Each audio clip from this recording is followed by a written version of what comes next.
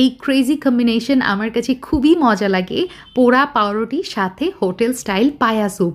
আমার বাসায় এই রেসিপিটা সুপার ডুপার হিট। এই খাওয়াটা আমি আমার আব্বুর কাছ থেকে শিখেছি। আর আমার আব্বু পাউরুটি এভাবে মানে প্রায়ই পুড়িয়ে খেতেন। স্পেশালি পাউরুটির এই পোড়া ফ্লেভারটা যে কোনো কিছুর সাথে খেতেই না অসাধারণ লাগে। আচ্ছা, প্রথমে আমার লাগছে এখানে খাসির পায়া। আমি ছোট ছোট পিসেস করে কেটে নিয়েছি। আর খাসির পায়াতে আপনারা সবাই জানেন অনেক ময়লা থেকে থাকে, অনেক চুল, ছোট ছোট চুল থেকে থাকে।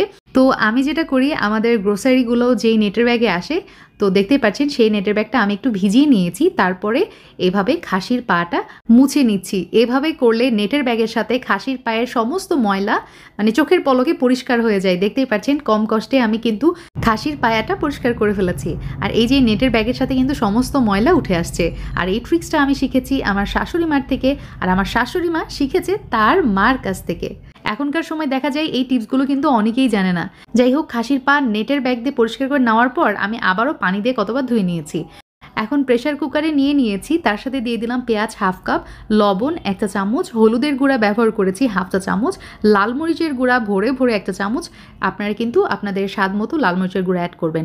জিরা গুঁড়া 1 চা চামচ, ধনিয়া গুঁড়া 1.5 চা চামচ, তার সাথে আরও লাগছে কতগুলো গরম মশলা, আদা বাটা 1 চা চামচ এবং রসুন বাটা আমি ব্যবহার করেছি 1 চা চামচ। তার সাথে দিয়ে দিব তেল, এখানে প্রায় 1 টেবিল চামচ মতো তেল ব্যবহার করেছি। আর তার সাথে আরও লাগছে আমার টক দই, আমি এখানে 1/4 কাপ টক দই ব্যবহার করেছি।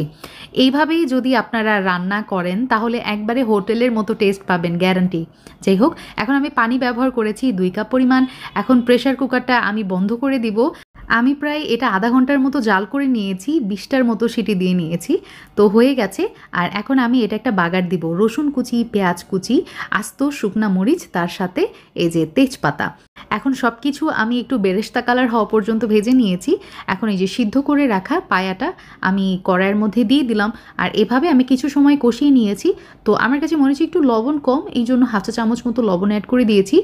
গরম মশলার গুঁড়ো 1/2 চা চামচ, তার সাথে ভাজা জিরার গুঁড়ো 1/2 চা চামচ, আর 1/4 টিস্পুন আমি বিট লবণ দিয়ে দিলাম। ব্যাস হয়ে গেছে। 5 মিনিটের মতো দমে রেখে চুলা থেকে নামিয়ে নিচ্ছি।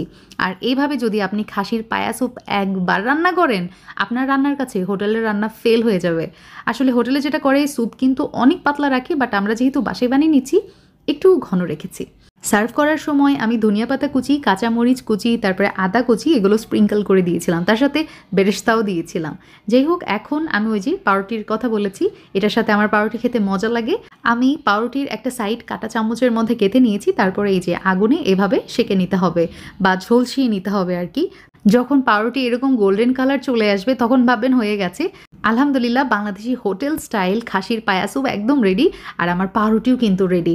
খুবই মজা লাগছিল দুটার কম্বিনেশন। আপনারা চাইলে নান, রুটি, পরোটা, লুচি যা ইচ্ছা তার সাথে খেতে পারেন। So enough for today, see you in the next video. আল্লাহ হাফিজ, আসসালামু আলাইকুম।